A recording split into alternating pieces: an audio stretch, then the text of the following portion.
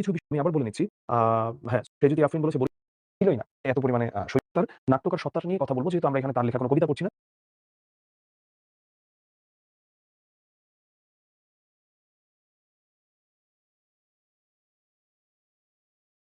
আমরা বরং তার লেখা একটা নাটক পড়ছি। তিনি ১৯শে মার্চ ১৯১৯ সালে জন্মগ্রহণ করেন মূলত সাতক্ষীরাতে। তার পিতামাতার নাম এখানে দেওয়া আছে এবং তাদের কার পদবী কি ছিল সেটাও দেওয়া আছে। তো এগুলো আমি পড়াবো না আলাদা করে খুব একটা। কারণ এগুলোতে তো বোঝানোর কিছু নাই। তিনি বাংলা একাডেমি পুরস্কার পান ১৯৬৬ সালে এবং ১৯৮৪ সালে তিনি একটা হাস্যকর পদক পান সেটা হলো মরণোত্তর ২১ পদক। এই বছরও দেওয়া হয়েছে বেশ কিছু মানুষজনকে। যেমন তার মধ্যে আমার স্যার রয়েছেন প্রয়াত ডক্টর আকবর আলী খান স্যার। কিন্তু এটা আমি যে বললাম যে ধরো কেন হাস্যকর মরণোত্তর হাস্যকর। ২১ পদক অবশ্যই অনেক বড় সবচেয়ে বড় রাষ্ট্রীয় সম্মাননা আমাদের দেশে। কিন্তু মরণোত্তর কেন? যখন সেই ভদ্রলোক জীবিত ছিলেন, তখন তাকে দিলে তিনি ওটা দেখে যেতে পারত। আসলে যেই মুহূর্তে তুমি মরো, তোমার কবরের জীবন শুরু হয়, সেই মুহূর্তে জিনিসটা হয়ে যায় কি এমন যে আসলে কিছুই যায় আসে না। তোমাকে এখানে ২১ পদক দিল, না তোমাকে বাংলা একাডেমি পদক দিল, আসলে কিছুই যায় আসে না তোমার কাছে। তো তার কাব্যগ্রন্থ, নাটক, উপন্যাস, গল্পগ্রন্থ নিয়ে অনেক কথাবার্তা বলা হয়েছে এবং এখানে তার অন্যান্য বিষয়াদি নিয়েও লেখা হয়েছে। তো এখানে সিরাজউদ্দৌলা নাটকের গুরুত্বপূর্ণ কিছু শব্দার্থ এবং টিকা নিয়েও দিয়েছি। তো এগুলো আমি আলাদা করে এখন পড়াবো না। শব্দার্থ টিকা এটা পড়াইলে randomly কিছুই বুঝবে না। আমি আজকে যে কাজটা করব সেই কাজটা হলো আমি সিরাজউদ্দৌলা নাটকের ব্যাকগ্রাউন্ড নিয়ে বলব, সিরাজউদ্দৌলা নাটকের ক্যারেক্টার গুলো নিয়ে বলব। এটা করলেই তোমরা আমি গ্যারান্টি দিতে পারি ইনশাআল্লাহ তোমরা সৃজনশীলে অন্তত ১০ এ ৯ তুলে আসতে পারবা। একেবারে। আর এত বড় একটা নাটক এটার কোন কোণা ঘুপচি থেকে জ্ঞানমূলক প্রশ্ন করবে সেটার গ্যারান্টি আসলে আমার পক্ষে কেন কারো পক্ষেই দেওয়া সম্ভব নয়। কিন্তু সাধারণত যেটা হয়ে থাকে যে কিছু নির্দিষ্ট বিষয়াদি থেকেই জ্ঞানমূলক এসে থাকে। তো তুমি এটাও ধরে রাখতে পারো আজকের ক্লাস থেকেই তুমি তোমার জ্ঞানমূলকের কমন পেয়ে যাবা। ফ্ল্যাটটা পড়ে নেই। আমি পরে যে গরমকাল কিন্তু আমরা যখন স্টুডিওতে ক্লাস নেই এখানে তো আসলে এসি দেওয়া। এখানে আমার বেশ ঠান্ডা লাগছে। সাইডে থাকার জন্য মাফলারটা নিয়ে নিলাম। পলাশীর যুদ্ধ। এটা নিয়ে আমরা জানি। এখন আমরা পলাশীর যুদ্ধের ব্যাকগ্রাউন্ডটা একটু জানাটা আমাদের ইম্পোর্টেন্ট যে পলাশীটা কি? এটা হচ্ছে ভারতের পশ্চিমবঙ্গ রাজ্যের নদিয়া জেলার সদর শহর কৃষ্ণনগরের প্রায় ৫০ কিলোমিটার উত্তরে ভাগীরথী নদীর তীরে অবস্থিত একটা গ্রাম। নদিয়া জেলাটা কোথায়? নদিয়া জেলাটা হলো গিয়ে যেখানে তোমার আমাদের দেশের চুয়াডাঙ্গা। চুয়াডাঙ্গার পরের ওই পাশের জেলাটা হচ্ছে নদিয়া। বাংলাদেশের সঙ্গে ভারতের একটা স্থলবন্দর রয়েছে গেদে। ওই গেদের স্থলবন্দরটা হয়েছে ওই চুয়াডাঙ্গাতে। তো তোমার হ্যাঁ, চুয়াডাঙ্গাতে। তো ওই গেদের মানে এই পাশে হলো গিয়ে চুয়াডাঙ্গা। আর তুমি বর্ডারটা ক্রস করে ওই পাশে গেলে হচ্ছে নদিয়া। সেই শহরের কৃষ্ণনগরের নদিয়া সদর শহর কৃষ্ণনগরের প্রায় ৫০ কিলোমিটার উত্তরে ভাগীরথী নদীর তীরে অবস্থিত একটা গ্রাম। এই গ্রামটাকে বলা হয় পলাশী। এখন এটার নাম হচ্ছে সেন্সাস টাউন। ১৭৫৭ সালে এই গ্রামে বিখ্যাত পলাশীর যুদ্ধ হয়েছিল। বর্তমানে পলাশী একটা গ্রাম পঞ্চায়েত এবং এটা একটা বিজনেস হাব বা বাণিজ্য কেন্দ্র বলতে পারো। এবার আসা যাক পলাশীর যুদ্ধ নিয়ে। ১৭৫৭ সালের ২৩শে জুন পলাশীর প্রান্তরে ইংরেজদের বিরুদ্ধে নবাব যুদ্ধে অবতীর্ণ হন। যুদ্ধে উভয় পক্ষের সৈন্যবহর সম্পর্কে জানা যায় যে ইংরেজ পক্ষে সৈন্য সংখ্যা ছিল ৩,০০০, কামান সংখ্যা ছিল গোটা ১০ এর ব্যবহৃত হয়েছে ৮ টি। পক্ষান্তরে নবাবের সৈন্য সংখ্যা ৫০,০০০, কামান সংখ্যা ৫০ টির বেশি। যুদ্ধক্ষেত্রে নিষ্ক্রিয় থাকায় যুদ্ধে নবাব পরাজিত হন এবং ইংরেজরা জয়ী হয়। তাহলে আমরা দেখছি যেখানে নবাবের সৈন্য ছিল ইংরেজদের চেয়ে ৪৭,০০০ সংখ্যায় বেশি। কারণ নবাব ৫০,০০০, ইংরেজরা ছিল ৩০,০০০। কামান ছিল হচ্ছে ওদের কত? ওদের ছিল মাত্র ১০ টার মতো। তার মধ্যে ৮ টা ব্যবহৃত হয়েছে। আর নবাবের কাছে ছিল ৫০ টা। কিন্তু এরপরেও কেন নবাব হারেন? আমরা এই সিরাজউদ্দৌলা পড়ানোর আগে এটার জিস্টটা একটু বলে নিই। মির্জাফর এই শব্দটা আমাদের দেশে গালি হিসেবে ব্যবহৃত হয়। শুধু আমাদের দেশে নয় বাংলা ভাষায়। তো মির্জাফর যিনি হচ্ছেন নবাবের সেনাপতি ছিলেন, তিনি এখানে মূলত যুদ্ধটাকে নিষ্ক্রিয় করে দেবার মূল ভূমিকা পালন করেন। কিন্তু এর আগে ঘটনাটা আরো অনেক বড়। নবাবের বিরুদ্ধে দীর্ঘ সময় ধরেই প্রাসাদ ষড়যন্ত্র চলছিল। আমাদের ইতিহাসটা আরেকটু পেছনে ফিরে যেতে হবে। আমাদের চলে যেতে হবে আলীবর্দী খাঁর কাছে। যিনি হচ্ছেন সম্পর্কে নবাবের নানা ভাই। তার কোন পুত্র সন্তান ছিল না। তার ৩ মেয়ে, সেই ৩ মেয়েকে বিয়ে দিয়েছিলেন তার বড় ভাইয়ের ৩ ছেলের সঙ্গে। তো ভাই বোনের মাঝে বিয়ে হয়েছে। মানে নবাবের বাবা এবং মা সম্পর্কে আবার চাচাতো ভাই বোন। তো বিয়ে দেবার পরে ঠিক আছে ভালো কথা। কিন্তু তিনি যখন তার আ মানে রাজ্যর ভারটা তো কারো হাতে ন্যস্ত করতে হবে। তো কারণ সবারই সময় ফুরিয়ে যায়। মানুষ পৃথিবী থেকে চলে যায়। তো আলীবর্দী খাঁ প্রচন্ড পছন্দ করতেন তার এই নাতিকে। সিরাজউদ্দৌলাকে তিনি এটা দিয়ে গেলেন। কিন্তু সিরাজউদ্দৌলার যে খালা, আপন খালা, সেটা হচ্ছে তোমার ঘসেটি বেগম। ঘসেটি বেগম এটা মানতে পারলেন না। তার প্রচন্ড রকম ইগোতে লাগলো। ঘসেটি বেগম ছিলেন একটা দুশ্চরিত্র মহিলা। তার ক্যারেক্টার প্রবলেম ছিল এবং পরকীয়া প্রেম করে বেড়াতেন এবং আরো নানাবিধ অভিযোগ তার বিরুদ্ধে আছে। এমনকি সম্পর্ক স্থাপন করেছেন তার যে পরকীয়া প্রেমিক এটারও কথা আছে। আলীবর্দী খাঁ যেটা করান তার সেই পরকীয়া প্রেমিককে তার নাতির মাধ্যমে হুকুম করায় তাকে হত্যা করায়। তো সবকিছু মিলিয়েই উনি ক্ষেপা ছিলেন সিরাজউদ্দৌলার উপরে। ফলশ্রুতিতে উনি সিরাজউদ্দৌলার এই সিংহাসনে আরোহণটাকে মেনে নিতে পারেন নাই। আরো একটা কারণ ছিল যে উনি উনার সন্তানকে চেয়েছিলেন যে উনার সন্তান হচ্ছে নবাব হবে এবং উনার সন্তান ছিল একটা গাঁজাখোর, একটা নেশাখোর। তো উনি তখন এক্সপেক্ট করেছিলেন যে উনার সন্তানটা যেহেতু নেশাখোর তো ওইটা থাকবে একটা নামে মাত্র সম্রাট বা নবাব আর বাকি যা কাজ করার আমিই করব। কিন্তু তার এই আশায় গুড়ে বালি। তার এই আশাটা পূরণ হয়নি। এবং দেখো উনি নিজে ছিলেন নিঃসন্তান। তার কোন সন্তান নাই। তিনি যে ছেলেটাকে পালক পুত্র হিসেবে নিয়েছিলেন ওটা ছিল নবাব সিরাজউদ্দৌলারই আপন ভাই। নবাব সিরাজউদ্দৌলারই আপন ভাই এটা। তো তিনি যার পিছনে এত মানে তার হিংসা বা এটা সেটা, এই একজন কিন্তু আরেকজনের ভাই। এ একজন আরেকজনের হচ্ছে ভাই। তো এই হচ্ছে আমাদের নবাব সিরাজউদ্দৌলা যদি আমি সিরাজউদ্দৌলা নাটক পলাশীর যুদ্ধের কথা বললাম। কামান সংখ্যা ৫০ টির বেশি আমি বললাম ছিল এদের। তো যুদ্ধক্ষেত্রে নিষ্ক্রিয় থাকায় যুদ্ধে নবাব পরাজিত হন এবং ইংরেজরা জয়ী হন। আচ্ছা, এবারে আমরা আসি ফোর্ট উইলিয়াম। এটা কি? এটা হচ্ছে কলকাতায় ইস্ট ইন্ডিয়া কোম্পানি কর্তৃক প্রতিষ্ঠিত বাণিজ্য কুঠি। কুঠিটা কি? এখানে মূলত দেখা যায় যে ওরা বিজনেসের জন্য যে কুঠি স্থাপন করতে হবে এটাকে আমরা ফোর্ট বলে থাকি ইংরেজিতে। ফোর্ট শব্দটা আরো বেশি প্রচলিত আমাদের কাছে। তো এই ইংরেজদের যেটা ছিল এটার নাম ছিল কি? এটার নাম ছিল ফোর্ট উইলিয়াম এবং ইংল্যান্ডের রাজা উইলিয়ামের সম্মানে এটার নামকরণ করা হয়। তারপরে আলীনগরের সন্ধি। এটা ১৭৫৭ সালের ৯ ফেব্রুয়ারি একটা সন্ধি যেটা সিরাজউদ্দৌলা এবং ব্রিটিশদের যে প্রতিনিধি ছিল রবার্ট ক্লাইভের সঙ্গে এই চুক্তিটা হয়। এই চুক্তিটার শর্ত অনুযায়ী কলকাতা নগরীটা ব্রিটিশ ইস্ট ইন্ডিয়া কোম্পানির কাছে হস্তান্তর করা হয়। চুক্তি অনুযায়ী ইংরেজরা সেখানে দুর্গ স্থাপন এবং টাকশাল প্রতিষ্ঠার সুযোগ লাভ করে। টাকশাল কি? যেখানে টাকা ছাপায়। যেমন বাংলাদেশের টাকশাল কোথায়? গাজীপুরে। তো ঐতিহাসিক তথ্যাবলী নিয়ে হচ্ছে কিছু কথা এখানে বলা যায়। তারপরেও হচ্ছে আমরা দেখব যে সিকান্দার এটা হচ্ছে তোমার কেমন নাটক? এটা হলো একটা করুণ রসাত্মক বা করুণ ট্র্যাজেডি নাটক আরকি। তা করুণ রসাত্মক বলতে কি বোঝায়? ধরো একটা কন্যা বিদায় যখন হচ্ছে, বিয়ে, এটার মধ্যে কিন্তু অনেক দুঃখ আছে। এটা তো করুণ একটা বিষয় যে মেয়েটা আজীবনের জন্য ওর পরিবারটা ছেড়ে একটা নতুন পরিবারে চলে যাচ্ছে। আবার বিয়ের মাঝে তো আনন্দও আছে।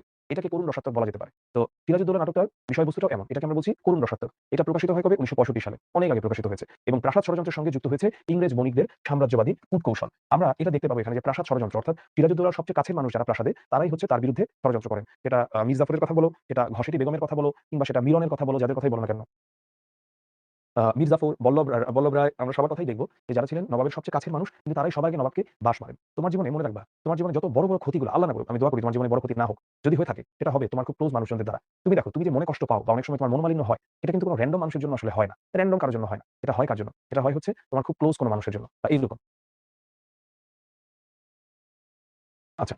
তারপরে এখানে বেশ কিছু তথ্য দেয়া আছে। এই তথ্যগুলো আসলে আলাদা করে প্রয়োজন নাই এখন আমার পড়ানোর, কিন্তু আমি তোমাদের জন্য দিয়ে দিয়েছি এবং তোমাদেরকে এটাও বলে দিই তোমরা ক্লাস শেষে যখন স্লাইডটা পাবা, এই স্লাইডটা তোমাদের জন্য একটা খুব গুরুত্বপূর্ণ রিসোর্স হিসেবে থাকবে। মানে তোমরা যেহেতু নাটকটা অনেকেই পড়ো না বা পরীক্ষার আগ দিয়ে পুরো নাটক পড়া তো এটা তো পড়া সম্ভব হবে না। এই স্লাইডটাই যদি একবার চোখ বুলিয়ে যাও আর আজকের ক্লাসে গুরুত্বপূর্ণ যা বলছি সেগুলো নোট ডাউন করবা, সেই নোটে যদি চোখ বুলিয়ে যাও, তোমার আর কোনো চিন্তা নাই। তোমার কোনো চিন্তা নাই এই কিভাবে কি করবা না করবা এগুলো নিয়ে ভাবার জন্য কোনো চিন্তা নেই।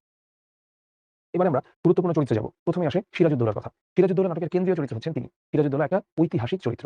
বাংলার শেষ স্বাধীন ভাগ্যহত নবাব হলেন সিরাজউদ্দৌলা। তিনি বাংলার শেষ স্বাধীন নবাব। কারণ ১৭৫৭ সালের ২৩শে জুন পলাশীর প্রান্তরে যখন আমরা পরাজিত হই ইংরেজদের ৫৭ নবাব একা সিরাজউদ্দৌলা। এই যদি চোখ বুলিয়ে যাও, তোমার আর কোনো চিন্তা নাই। তোমার কোনো চিন্তা নাই এই কিভাবে কি করবা না করবা এগুলো নিয়ে।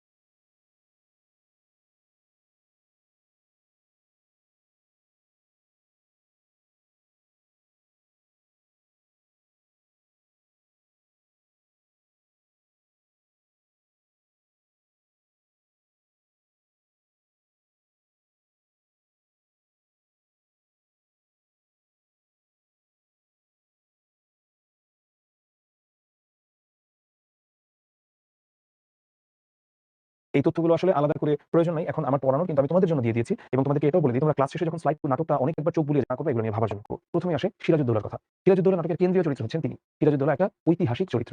বাংলার শেষ স্বাধীন ভাগ্যহত নবাব হলেন সিরাজউদ্দৌলা। তিনি বাংলার শেষ স্বাধীন নবাব। কারণ ১৭৫৭ সালের ২৩শে জুন পলাশীর প্রান্তরে যখন আমরা পরাজিত হই ইংরেজদের কাছে, এরপর থেকে আমাদের স্বাধীনতার সূর্য যেন ডুবে যায় ১৯০ বছরের জন্য বা যেটাকে অলমোস্ট ২০০ বছর ধরা যায়। কারণ নেক্সট আমরা কবে স্বাধীন হই? ১৯৪৭ সালে আমরা স্বাধীন হই এবং সেটা যুদ্ধ করে স্বাধীন হই না। কলোনি বা সবকিছু মিলিয়ে আসলে ইংরেজরা লাভ করতে পারছিল না এখানে। তখন ইংরেজরাই আমাদের কাছে এটা ছেড়ে চলে যায়। তো সেখানে কি হয়? তখন হচ্ছে আমরা স্বাধীনতা লাভ করি পাকিস্তান হিসেবে। তখন আমরা ছিলাম পাকিস্তান। পরবর্তীতে আমরা মানে বাংলাদেশীরা জাতি হিসেবে আবার স্বাধীনতা লাভ করি ১৯৭১ সালে। ইংরেজরা তখন তো শুধু আসলে এই অঞ্চলটা ছেড়ে যায়নি, অনেক অঞ্চলে ছেড়ে গেছে। যেমন ধরো ইন্ডিয়া, মানে ইন্ডিয়া পাকিস্তান আমরা তো এক অংশই ছিলাম পুরোটা। ইন্ডিয়াকে আলাদা করে যুদ্ধ লাগে নাই। তারপরে ধরো শ্রীলঙ্কাকে ১৯৪৮ সালে ছেড়ে চলে গেছে। এমন আরকি। তো এইখানে আমরা দেখতে পাই যে ১৭৫৬ সালের ১০ই এপ্রিল যখন নবাব আলীবর্দী খাঁ মারা যায়, তখন সিরাজউদ্দৌলা বাংলা, বিহার, উড়িষ্যার সিংহাসনে বসেন। বিহার এবং উড়িষ্যা এগুলো হলো ভারতে অবস্থিত। তাই উনি যেই অংশের নবাব ছিলেন ওটা কিন্তু বাংলাদেশের মতো না। এটা আরো অনেক বড় জায়গা। কারণ এখানে এই সমগ্র বাংলা ছিল এবং তার মধ্যে বিহার ছিল এবং তার মধ্যে উড়িষ্যাও ছিল। সে সময় তার বয়স ছিল মাত্র ২৩ বছর। এটাও একটা শেখার বিষয়। আমাদের বর্তমানের এই বস্তাপচা শিক্ষা ব্যবস্থায় একটা মানুষ সে উচ্চ শিক্ষিত হতে মাস্টার্স-টাস্টার্স করতে সে ২৭-২৮ বছর লাগায় দেয়। আবার এরপরে সরকারি চাকরি এটা সেটা করতে মানে তথাকথিত এস্টাবলিশ হতে ৩২-৩৪ বছর লাগায় দেয়। আর যেখানে ২৩ বছর বয়সে দেখা গেছে যে এরকম একটা নবাব হয়ে গেছে। এটা তখনই সম্ভব ছিল। তিনি ছিলেন স্বাধীনচেতা তেজস্বী যুবক। রাজত্বের ১ম দিকে তিনি যথেষ্ট সাহস ও দৃঢ় সংকল্পের পরিচয় দেন। তবে শাসক হিসেবে তার প্রধান দুর্বলতা ছিল কি? প্রধান দুর্বলতা ছিল মূলত সরল চিন্তা। তিনি অত্যন্ত সরলভাবে চিন্তা করতেন। আর এর ফলে যেটা হয়েছে যে তিনি একের পর এক দেখেছেন যে মীর জাফর কিংবা ঘসেটি বেগমদেরকে ভুল করতে এবং তারা ধরাও খেয়েছেন উনার বিরুদ্ধে কুচক্রান্ত করে, কিন্তু তিনি সেগুলোকে পাত্তা দেন নাই। তাই বলি পরবর্তী থেকে এই সিরাজকে প্রাসাদ ষড়যন্ত্র ও শাসনভার গ্রহণের শুরু থেকেই সিরাজকে প্রাসাদ ষড়যন্ত্র ও ইস্ট ইন্ডিয়া কোম্পানির দৌরাত্ম্যের মতো দুটি প্রধান সমস্যার সম্মুখীন হতে হয়। আলীবর্দী কর্তৃক সিংহাসনের উত্তরাধিকারী হিসেবে সিরাজের মনোনয়ন তার জ্যেষ্ঠ কন্যা ঘসেটি বেগম ও মেজ কন্যার পুত্র শওকত জং মেনে নিতে পারেননি। ঘসেটি বেগম চেয়েছিলেন শওকত জং সিংহাসনের উত্তরাধিকারী হোক। ফলে তারা সিরাজের বিরুদ্ধে প্রাসাদ ষড়যন্ত্র শুরু করেন। ঘসেটি বেগম তার বিপুল ধন সম্পত্তি ও প্রতিপত্তি নতুন নবাবের বিরুদ্ধে ব্যবহার করতেন। রাজবল্লভ এদেরকে সে সাথে নেয়। জগৎ শেঠ, রায় দুর্লভ এদের সাথে সলা পরামর্শের মধ্য দিয়ে ঘসেটি বেগমের উনার প্রাসাদটা ছিল মতিঝিল প্রাসাদ, অবরোধ করেন এবং ধনরত্ন সহ তাকে নবাবের প্রাসাদে নিয়ে আসেন। মানে এটার খবর পেয়েছিলেন সিরাজউদ্দৌলা, তখন তাদেরকে দেখো একবার কিন্তু উনি নিয়ে আসলো। কিন্তু আল্টিমেটলি লাভের লাভ কিছু হয় নাই। উনি কখনোই কড়া হয় নাই এদের সাথে, বা যেটা তার কড়া হওয়ার প্রয়োজন ছিল। তো যখন নবাব সিরাজউদ্দৌলা চন্দননগরে দেখা যায় যে ইংরেজরা কলকাতায় আর ফরাসিরা চন্দননগরে নতুন দুর্গ নির্মাণের কাজ শুরু করেন। এগুলো সবই ইন্ডিয়াতে। তো নবাব সিরাজউদ্দৌলা দুর্গ নির্মাণের কাজ বন্ধ করার জন্য ওদেরকে তখন কমান্ড করেন। ফরাসি বণিকরা চন্দননগরে যদিও বা দুর্গ বন্ধ করে, দুর্গ তৈরি করাটা বন্ধ করে, কিন্তু আ কলকাতার যে গভর্নর ছিলেন অর্থাৎ ইংরেজদের, সে হচ্ছে নবাবের আদেশ অমান্য করে সে কি করে? নবাবের আদেশ অমান্য করে দুর্গটা নির্মাণ করে এবং সেনাশক্তি দুর্ভেদ্য করে তোলে। ইংরেজ বণিকদের ক্রমাগত অবাধ্যতায় নবাব সিরাজ অত্যন্ত ক্রুদ্ধ হন এবং তাদের শাস্তি দিতে তিনি অগ্রসর হন।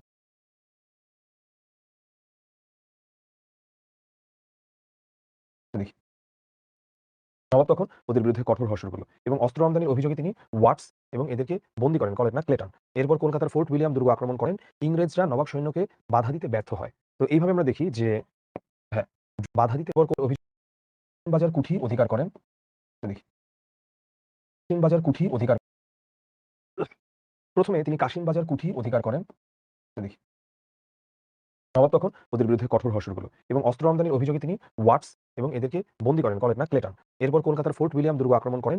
ইংরেজরা নবাব সৈন্যকে বাধা দিতে ব্যর্থ হয়। তো এইভাবে আমরা দেখি যে হ্যাঁ, ড্রেক তার সহযোগীদের নিয়ে মেয়েদের জাহাজে পালিয়ে গিয়ে আশ্রয় নেয়। সেখানে তিনি হলওয়েলকে আটক করে বাংলার বুকে দাঁড়িয়ে বাংলার বিরুদ্ধে অস্ত্র ধরার স্পর্ধা ইংরেজ কোথা থেকে পেল সেই কৈফিয়ত চান। মানে কাহিনী নানাভাবে চলতে থাকে। তারপরে দেখা যায় কলকাতার নাম পরিবর্তন করে আলীনগর রাখা হয় এবং মানিক চাঁদকে সেখানকার শাসনভার অর্পণ করে নবাব মুর্শিদাবাদে ফিরে আসেন। তো এভাবে কাহিনী চলতে থাকে।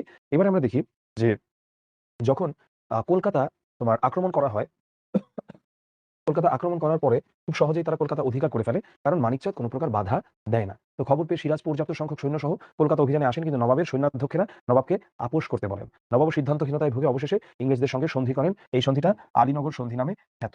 আমরা দেখতে পাই পুরো কাহিনীটা জুড়ে যে নবাবের যারা হচ্ছেন সহচর ছিলেন বা কাছাকাছি মানুষ ছিলেন, তারা একের পর এক এরকম কুবুদ্ধি দিতেন নবাবকে। কারণ তারা চেয়েছিলেন ব্রিটিশরা যখন ক্ষমতায় বসবে তার সঙ্গে ওদেরকেও ক্ষমতায় বসাবে। বাঙালি প্রচন্ড রকম আত্মকেন্দ্রিক এবং স্বার্থপর একটা জাতি। কেন সে জীবনে মানে বাঙালি জাতিগতভাবে বড় কিছু করতে পারে না সারাদিন ফেসবুকে নিজের দুর্নাম করা ছাড়া? তার কারণ হলো যখন একসাথে বা একত্র হয়ে একটা কিছু করার প্রয়োজন এটা তারা করতে পারে না। বরং নিজের যেটাতে স্বার্থ এটার জন্য যা করা দরকার সব করতে পারে। দেখো নিজের স্বার্থটা কি ছিল? নিজের স্বার্থটা ছিল যে এখানে সে ক্ষমতা পাবে। ক্ষমতা পাওয়ার জন্য সে বাড়ি-ঘর সে সব বেচা দিতেছে। এমন অবস্থা। মানে নিজের দেশটাই সে বিক্রি করে দিচ্ছে। কাদের কথা বলছি আমি? বলছি আমাদের এই নবাবের যে সহচর যারা ছিল তাদের কথা বলছি। তো এইভাবে তারা একের পর এক খারাপ কাজ করেছেন। কিন্তু নিজেদের কে বসানোর জন্য ক্ষমতায়, কিন্তু আমরা দেখব দিন শেষে নিজেদেরকে তারা আসলে ক্ষমতাতেও বসাতে পারেন নাই। আচ্ছা, তারপরে আমরা দেখি যে নবাব সিরাজউদ্দৌলা কে পরাজিত করে আ আচ্ছা আমি দিচ্ছি। বলতেছি হ্যাঁ, আচ্ছা হ্যাঁ, ঠিক আছে। দেখি।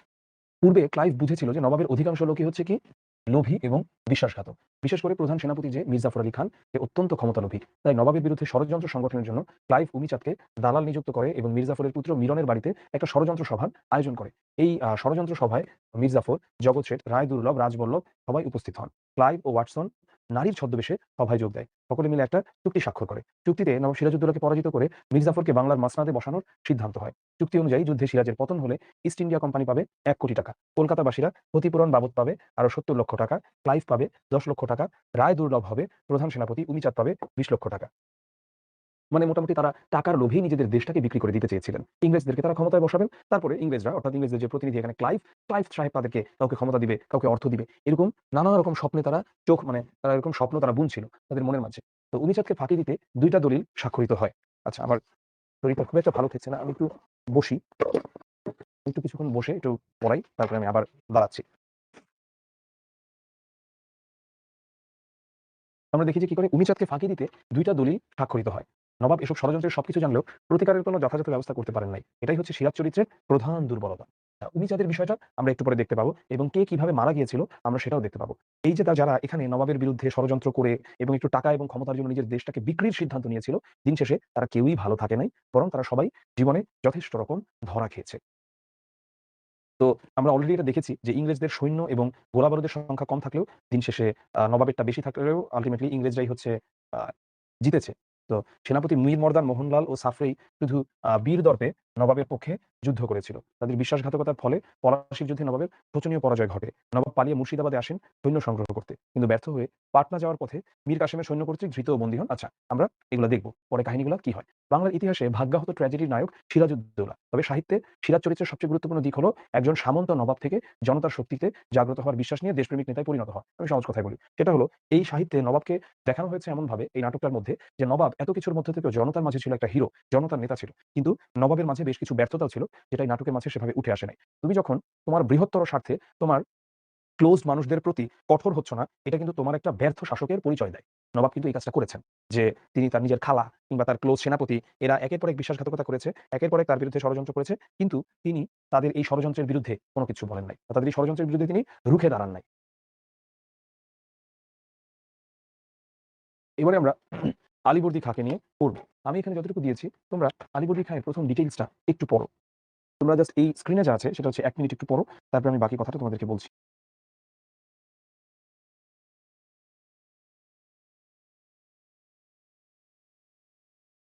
যার প্রকৃত নাম ছিল মির্জা মোহাম্মদ আলী। তিনি শিববর্দী।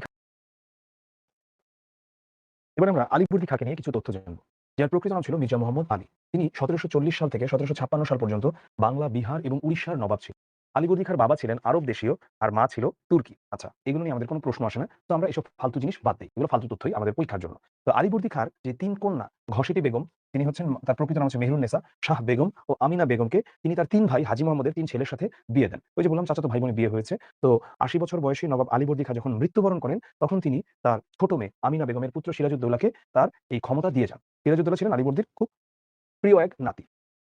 এবারে আমরা মির্জাফরের কথায় যাব। মির্জাফর আলী খান তিনি মূলত নিঃস্ব অবস্থায় ভারতবর্ষে আসেন পারস্য থেকে, যেটা বর্তমান ইরান। উচ্চবংশীয় যুবক হওয়ায় নবাব আলীবর্দী খান তাকে স্নেহ করতেন, এবং শুধু তাই নয়, নিজের আত্মীয়ের সাথে পর্যন্ত তাকে বিয়ে দেন। ঠিক আছে? তার বোনের সঙ্গে তো বিয়ে দেন। এরপরে দেখা যায় যে আলীবর্দী তাকে সরকারের উচ্চ পদেও নিযুক্ত করেন। অনেক পছন্দ করত মির্জাফরকে। মির্জাফরের মধ্যে তো ট্যালেন্ট ছিল। ট্যালেন্ট না থাকলে তো আর তাকে এত মানুষজন পছন্দ করত না। কিন্তু ও ছিল একটা নাম্বার 1 শয়তান। যেমন ইবলিস শয়তান নিজেও অনেক ট্যালেন্টেড। কিন্তু মির্জাফরও ছিল ইবলিস শয়তান টাইপের। ট্যালেন্টেড কিন্তু মহা শয়তান। কূটকৌশল ও চাতুর্যের মাধ্যমে নবাবের অভয় প্রিয়পাত্র হয়েছিলেন এবং সেনাপতি ও বকশির পদে অধিষ্ঠিত হয়েছিলেন। কিন্তু তার মেধা, বুদ্ধি ও কৌশলের মূলে ছিল ক্ষমতা লিপ্সা। আচ্ছা, ও যাই করুক ওর মূলে ছিল ও ক্ষমতা পাবে এবং নবাব হবে। এটাই ছিল ওর মূল কাহিনী। তো আ মানে আলীবর্দীকে হত্যা করার ষড়যন্ত্র থেকে শুরু করে দুর্নীতির অভিযোগে তাকে একাধিকবার ক্ষমতাচ্যুত করেছিলেন নবাব। বারবার ক্ষমা পাওয়া সত্ত্বেও তার চরিত্রের বিশ্বাসঘাতকতার কোনো পরিবর্তন হয়নি। এমনকি সে যখন পলাশীর প্রান্তরে যায়, এই যুদ্ধে যাবার আগে সে কোরআন শরীফ ছুঁয়ে শপথ করে গিয়েছিল যে সে একদম প্রপারলি সে যুদ্ধটাকে পরিচালনা করবে। কিন্তু দেখো, মানুষের মধ্যে কিছু আচার-আচরণ থাকে, এগুলো পরিবর্তিত হওয়াটা খুব কঠিন। যেমন কিছু মানুষের মধ্যে আ হ্যাঁ, মানুষ পরিবর্তন হয়। পরিবর্তন হলে আলহামদুলিল্লাহ। ধরো সে বিয়ে করেছে, বিয়ের পরেও বারবার একটা বিশ্বাসঘাতকতা করার প্রবণতা থাকে তার স্ত্রীর সঙ্গে কিংবা কোনো নারীর তার স্বামীর সঙ্গে। এই ধরনের মানুষদের সংসারগুলো হয়তোবা টেকে। অপর পক্ষের মানুষটা হয়তোবা চালিয়ে যায় বা মানিয়ে নেয়। কিন্তু সবসময় রিস্ক। আজকে এর পিছনে ঘুরতেছে, কালকে আরেকজনের পিছনে ঘুরবে। দেখবা কিছু প্রেম রোগের মানুষ থাকে আমাদের আশেপাশে। এর যখন একটা ব্রেকআপ হয়, তখন সে এমন একটা আচরণ করে যে যার সাথে ব্রেকআপ হয়েছে সে তাকে ছাড়া বাঁচবেই না। ১ মাসের মাথায় ২ মাসের মাথায় সে আরেকটা প্রেম জোটায় এবং সে ওই ২য় নতুন জনকে ছাড়াও সে বাঁচবে না। তোমরা কি এই ধরনের কাউকে দেখেছো কখনো? বাই দ্যা ওয়ে, তো আমি একটু রিজিউম করে দিলাম, হ্যাঁ? তোমরা চ্যাটে লিখতে পারো। তোমরা এই ধরনের কাউকে দেখেছো? আর এই যে বলছিলাম যে আ হ্যাঁ, এরকম কাউকে দেখেছো তোমরা? আচ্ছা, ইন্টারেস্টিং, ইন্টারেস্টিং। ঠিক আছে। হ্যাঁ। তো আমি দরকার ছিল। নবাবের এই বিপদটা আর হইতো না। আচ্ছা, চ্যাটটা আবার আমি পজ করে দিলাম। তো পলাশী যুদ্ধে নবাব সিরাজের পতনের পর ক্লাইভের গাধা বলে পরিচিত মীর জাফর ১৭৫৭ সালের ২৯শে জুন ক্লাইভের হাত ধরে বাংলার মসনদে আরোহণ করেন। কিন্তু ইংরেজদের স্বার্থের পরিপন্থী বিবেচনায় তাকে গদিচ্যুত করে তার জামাতা মীর কাসিমকে বাংলার মসনদে বসান। তোমার মনে হয় ক্লাইভের মতো একটা ধুরন্ধর বাটপার একটা লোক এইভাবে ওকে হচ্ছে বসায় দিবে? ক্লাইভ কি করছে ওদের সাথে তারপরে দেখো। চোরের উপর বাটপারি যেটা বলে, এবং যারাই হচ্ছে অন্য মানুষকে ঠকায় বা অন্য মানুষের সাথে এমন কিছু করে যেটা করা উচিত না, জীবনে আল্লাহই তাদেরকে এরকম পরিণতিতে ফেলে। দেখবা, আমরা একটু পরেই দেখব যে যারা এই কাজগুলো করেছেন নবাবের সাথে বিশ্বাসঘাতকতা, তাদের একজনেরও ভালো পরিণতি ছিল না। তারা খুব বাজে পরিণতি তাদের জীবনে পেয়েছেন। আচ্ছা, ১৭৬৪ সালে পুনরায় তাকে সিংহাসনে বসানো হয়। ইংরেজদের কাছে বাংলার স্বাধীনতা বিকিয়ে দেওয়া এই বিশ্বাসঘাতক মানুষটি কুষ্ঠরোগে আক্রান্ত হয়ে ১৭৬৫ সালে মারা যান। তো লাভ কি হয়? ও তো এরপরে কয় বছর বাঁচলো? ১০ বছরও না। কুষ্ঠরোগে যা-তা ভাবে ও মারা গেছে। এবং ইংরেজরা ওকে শুধু বসাইছে, লাথি দিয়ে ওকে নামায় দিছে মসনদ থেকে। ওকে কি এত সহজ এমনি ওকে ক্ষমতা দিয়ে দিবে? ইংরেজরা নিছে কেন ক্ষমতা? নিজেদের জন্য নিছে। তো চলো চলে যাই এর পরের অংশে। আমাদের বাঙালির মধ্যে একটা স্টকহোম সিনড্রোম আছে। ঠিক আছে? এটা নিয়ে আমি ক্লাসে অনেক সময় বলি। স্টকহোম সিনড্রোম হচ্ছে তোমার সাথে একটা কিছু হয়েছে কিন্তু তুমি এমন একটা আচরণ করো এরকম কিছুই হয় নাই। তো আমাদের যত মুক্তিযুদ্ধের গান, উপন্যাস, নাটক আছে, আমাদের তার কিছুই নাই ব্রিটিশ বিরোধী লেখা নিয়ে। কিন্তু ব্রিটিশরা আমাদেরকে পাকিস্তানিদের চেয়ে বেশি শোষণ করেছে। ওরা শোষণ করেছে আমাদেরকে ২০০ বছর এবং আমাদেরকে ওরা মানুষ মনে করত না। এখনো পৃথিবীতে ওরাই তো পৃথিবীটাকে রুল করছে। তো ওরা আমাদেরকে মানুষ মনে করবে না সে তো ঠিক আছে এবং ওই লন্ডন বলো বা ওর ওইখানের অন্যান্য যত শহর আছে সেগুলো বলো, ও হচ্ছে ওগুলোকে উন্নত করেছে আমাদের এখান থেকে সবকিছু চুরিধারি করে। কোহিনূর, হ্যাঁ? ওই যে কোহিনূরটা সাজিয়ে রাখে ওরা, কোথায় পেয়েছে এগুলা? মানে চুরির যদি একটা তোমার ধরো বড় রকম একটা চুরির কারখানা থাকতো যেখানে চুরি করে এনে জিনিস রাখা হয়, সেটা লন্ডন মিউজিয়াম। লন্ডন মিউজিয়ামে এত জিনিস এই বাংলা থেকে এই দিক থেকে নিয়ে যাওয়া, ওগুলোকে ওদেরকে গিফট দেওয়া হইছে, না দান করা হইছে। ওগুলো কি করছে? চুরি করছে। এখান থেকে চুরি করে নিয়ে গেছে। ক্লাইভ। পিতামাতার অত্যন্ত উচ্ছৃঙ্খল সন্তান ছিলেন রবার্ট ক্লাইভ। তার দৌরাত্ম্যে অস্থির হয়ে বাবা-মা তাকে কি করেন? ইস্ট ইন্ডিয়া কোম্পানির চাকরি দিয়ে ইংল্যান্ড থেকে তাকে ভারতবর্ষে পাঠিয়ে দেন। কারণ অনেক ও দুষ্ট টাইপ ছিল এবং পাগল-ছাগল টাইপ ছিল। সে কয়েকবার হচ্ছে আসলে সুইসাইডের চেষ্টা করে। তো আমরা দেখতে পাই যে ক্লাইভ অধিক সংখ্যক সৈন্য সামন্ত নিয়ে কলকাতায় এসে একটা সময় দুর্গ দখল করে, মুর্শিদাবাদের নবাবের সঙ্গে দর কষাকষি করে, নানা রকম কাজ করেছে। কিন্তু ক্লাইভ যেমন ছিলেন ধূর্ত, তেমনি ছিলেন সাহসী। আবার যেমন ছিলেন মিথ্যাবাদী, তেমন ছিলেন কৌশলী। ও ছিল অনেকটা বলতে পারো যে সিরিয়াল কিলারদের কিছু কমন অ্যাটিটিউড আছে।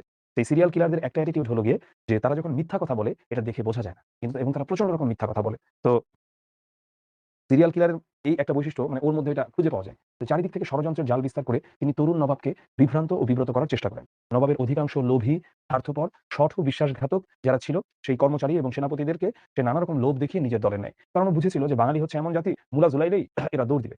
তো পরবর্তীতে ক্লাইভের নেতৃত্বেই যুদ্ধটা হয় ১৭৫৭ সালের ২৩শে জুন এবং এই যুদ্ধে মূলত যুদ্ধটা আসলে কোনো শক্তিমত্ততার ছিল না। এটা ছিল শঠতার এবং বিশ্বাসঘাতকতা। যেটা নবাবের সঙ্গে হয়েছে। নবাবের অধিকাংশ সেনাপতি যুদ্ধে অংশগ্রহণই করে নাই। ফলে ক্লাইভ হচ্ছে তোমার ফাঁকা মাঠেই গোল দেয়। বিনা যুদ্ধে সে জয়লাভ করে।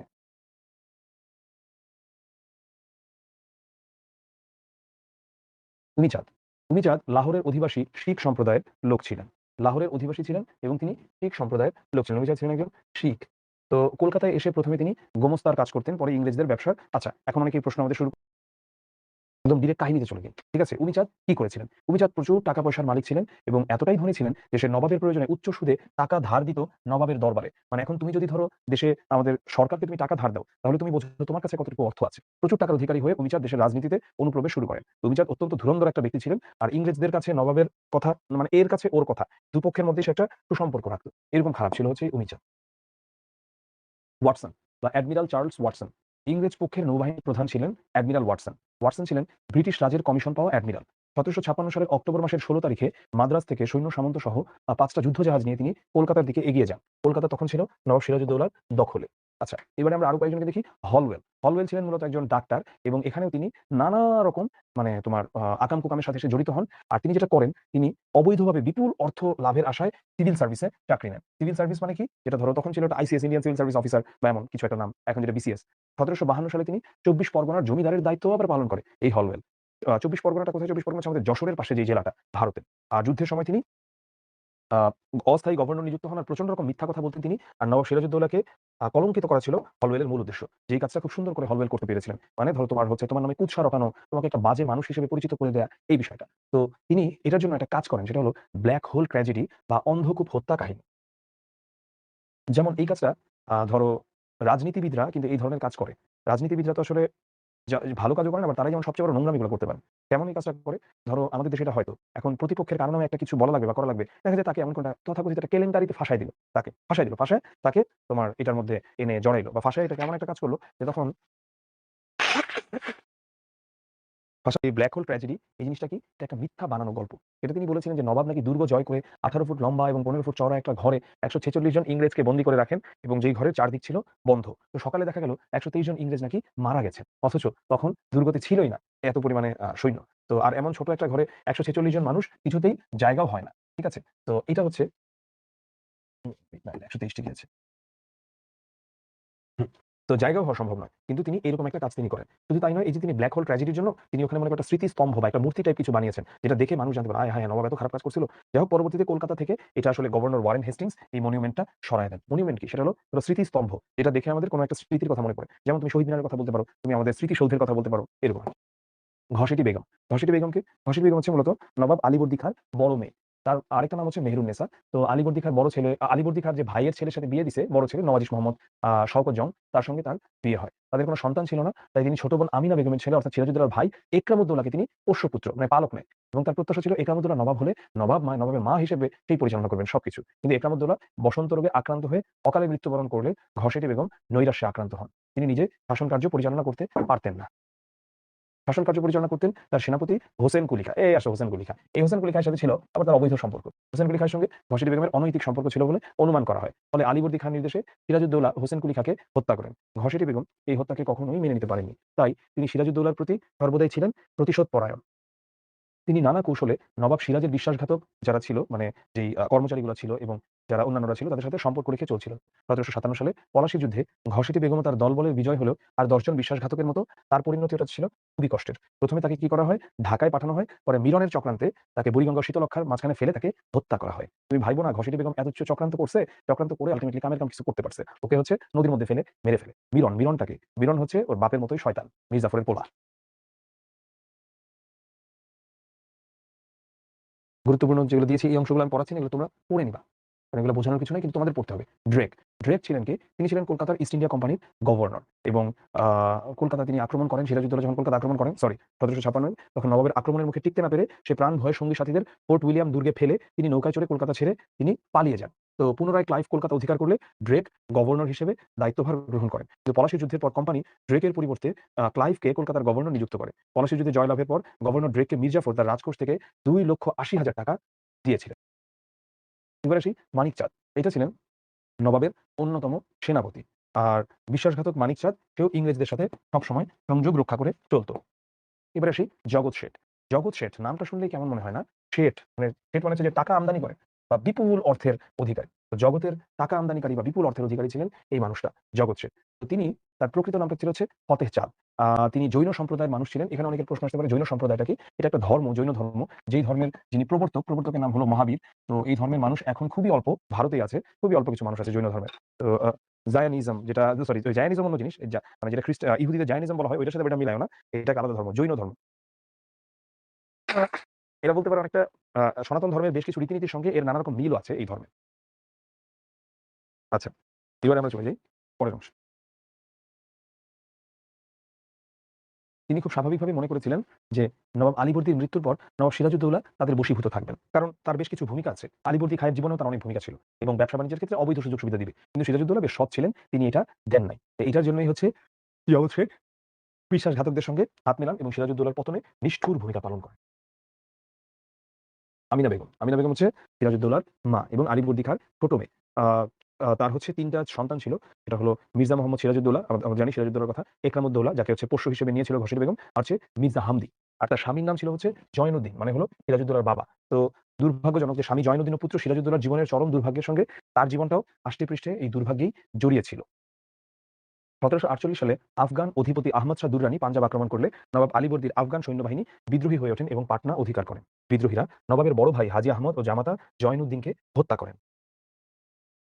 অতি অল্প বয়সে বিধবা আমিনা বেগম ওই যে কারণ যে ওখানে তো মারা গেল। ওখানে তো মারা গেল ইয়ে, ওই ওর হাসব্যান্ড।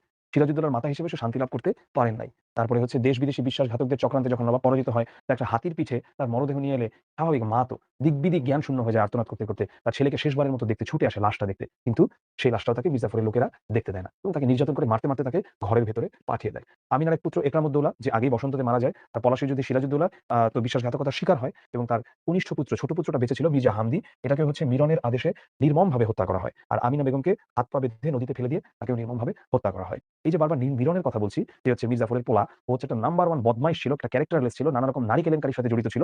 ও যখন সিরাজউদ্দৌলাকে মারা হয়, ওর আদেশেই মারা হয় সিরাজউদ্দৌলাকে।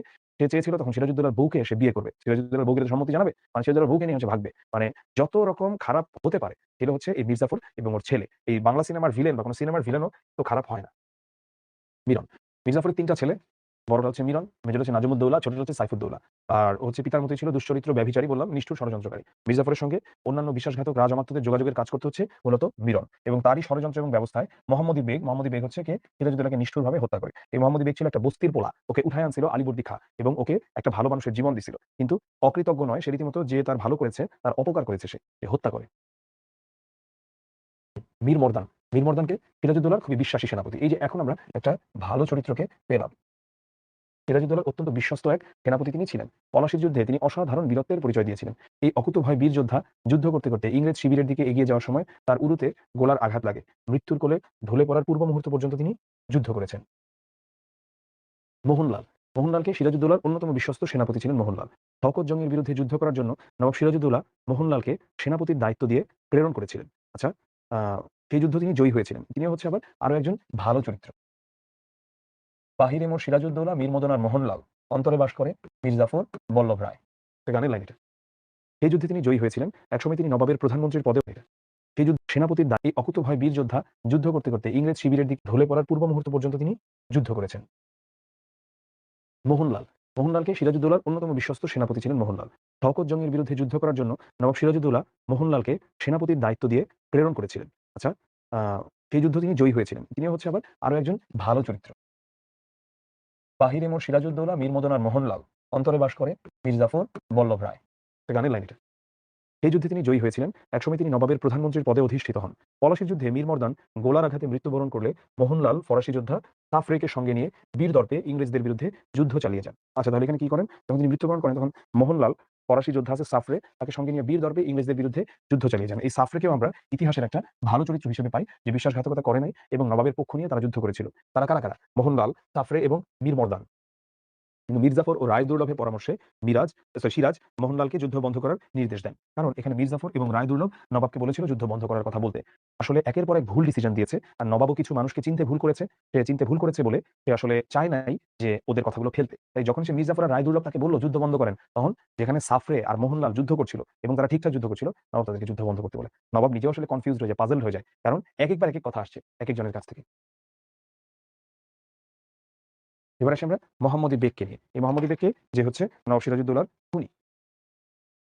মোহাম্মদী বেগ খুবই নিচু প্রকৃতির একটা মানুষ ছিল। একটা ট্রু ছোট লোক বলতে যা বোঝায় ও ছিল সেটা। এটা আমরা ওর এক্টিভিটিস গুলো দেখলে এবং ওর কাজকর্মগুলো দেখলে আসলে আমরা বুঝতে পারি যে ও কি টাইপের ছোট লোক ছিল।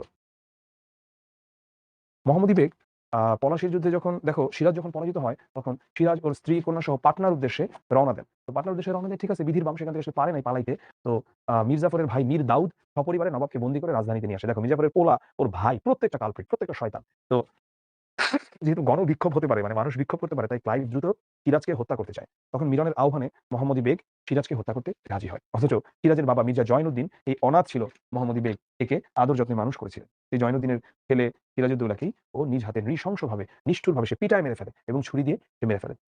২ জুলাই ১৭৫৭ সালে বাংলার শেষ স্বাধীন নবাব সিরাজউদ্দৌলা শহীদ হন। এবার আমরা আসি রাজবল্লভ। রাজবল্লভ ছিলেন বাঙালি তো তিনি বটেই। তো তিনি বিশ্বাসঘাতকদের একজন। আ ঘসেটি বেগমের স্বামী নওয়াজিশ খাঁর সাথেও তিনি কাজ করেছেন। ঘসেটি বেগমের সাথে একটা সখ্যতা গড়ে ওঠে। তো ঘুরে ফিরে তিনিও নবাবের বিরুদ্ধে ষড়যন্ত্রে লিপ্ত ছিলেন। লুৎফুন্নেসা, এটা হচ্ছে নবাব সিরাজউদ্দৌলার স্ত্রী। তার বাবার নাম ছিল মির্জা ইরিচ খান। মির্জা ইরিচ খানের কন্যা ছিলেন তিনি। তো তার বিয়েটা যদিও মহা ধুমধামের সাথে সম্পন্ন হয়, কিন্তু সত্যিকার অর্থেই তার জীবনটা আসলে অতটা সুখের হতে পারে নাই। কারণ প্রাসাদ রাজনীতির সঙ্গে তার নিজের কোনো সম্পর্ক না থাকলেও তার স্বামীকে তো আসলে তিলে, তিলে শেষ করে দিয়েছে।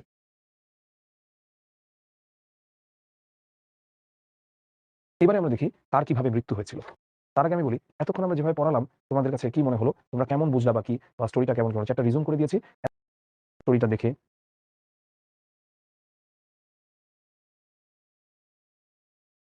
শর্ট মানে হচ্ছে আবু তালিব ধরো ভন্ডামি বা এমন আরকি। বাটপারি করা। এটা বলতে পারো। আমি যা, যা বলছি এর বাইরে কোনো সৃজনশীল আসবে না। সেটা একটা ধর্ম। ভারতে আছে অনেক শিখ। ভারতের বাইরেও আছে। বাংলাদেশেও আছে। কিন্তু সংখ্যা অনেক কম। আচ্ছা, একজন একটু বিরতি দিতে বলছে। আমরা কি একটা বিরতি দিতে পারি ১০ মিনিটের নাকি? বলেছে। কারণ স্বাধীন ছিলাম না। ও তো আরেক দেশের। এখানে এসে পাকনামি করতে হবে। এটা আবার বোঝায়। ক্লাসটা হচ্ছে ক্লাসের টাইমিংটা আমি এখন পাচ্ছে। আহ মানুষের মতো কাজ করে।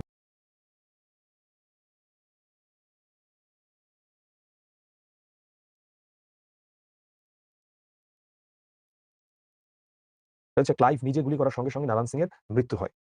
এরা তো মৃত্যুবরণ করেছিলেন ৮০ বছর বয়সে। ব্রেক দিতে চাই না। এই যে ব্রেক দিছি ১০০ স্টুডেন্ট। লাস্ট মোমেন্টে জীবনের শেষে তাদের পরিণতি কি ঘটেছিল সেটা এখন আমরা দেখব। প্রথমে আসা যাক আলীবর্দী খাঁ। আমরা জানি উনি সাধারণ মৃত্যুবরণ করেছিলেন ৮০ বছর বয়সে। সিরাজউদ্দৌলা কিভাবে মৃত্যুবরণ হয় সেটা বললাম। ২রা জুলাই ১৭৫৭ সালে এবং তিনি মৃত্যুবরণ করেন মূলত আসলে তাকে হত্যা করা হয় মোহাম্মদী বেগ টাকার জন্য তাকে খুন করে। নারায়ণ সিং, এটা হচ্ছে ক্লাইভ নিজে গুলি করার সঙ্গে, সঙ্গে নারায়ণ সিং এর মৃত্যু হয়। এরা ছিল সিরাজের পক্ষের লোক। নারায়ণ সিংকে নিয়ে যদিও আলাদা করে ওখানে পড়ায়নি। মীর জাফর কুষ্ঠরোগে সারা শরীর পচে মারা গেছে। ঘসেটি বেগম তো মিরনের চক্রান্তে আল্টিমেটলি কি করে বুড়িগঙ্গা শীতলক্ষা নদীর মধ্যে ফেলে দিয়ে মেরে ফেলছে। মোহাম্মদী বেগ এই যে মারছিল নবাবকে, কি হইছে ওর লাস্টে? জনগণকে এত অপমান করছে লাস্টে এটা নিতে পারেনি। ও তারপর আত্মহত্যা করে কূপে। এরপরে লর্ড ক্লাইভ ভারত লুণ্ঠনের বিপুল অর্থ, সে অত ছিল একটা চোর। ব্রিটিশ কোষাগারে না রেখে আত্মসাৎ করার অপরাধে অভিযুক্ত হয়। লজ্জায়, অপমানে ও জীবনের শেষের দিকে সে ক্লিনিক্যাল ডিপ্রেশনের একজন রোগী ছিলেন। পরবর্তীতে সে আত্মহত্যা করে। মিরন এই মানে শয়তানটা, ওর বাপের তো শয়তান ছিল, একটা শয়তান। ওর বাপের তো শরীর পচে গলে মরছে। ও হচ্ছে বজ্রাঘাতে মারা যায় অকালে। অ্যাডমিরাল ওয়াটসন পলাশির যুদ্ধের ২ মাস পরে অসুস্থ হয়ে কলকাতায় মারা যান। উমিচাঁদ টাকার শোকে পাগল হয়ে পথে, পথে ঘুরে অকালে মারা গেছে উমিচাঁদ। টাকার শোকে পাগল হয়ে পথে, পথে ঘুরে অকালে মারা গেছে উমিচাঁদ।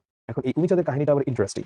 এই উমিচাঁদ নিজে এত ধনী, কিন্তু যখন আসলে মানুষ টাকার নেশায় পড়ে যায় তখন আচ্ছা এই চ্যাটটা ওপেন করে চলে গেছে গে। ওয়েট, চ্যাটটা অফ করি, হ্যাঁ?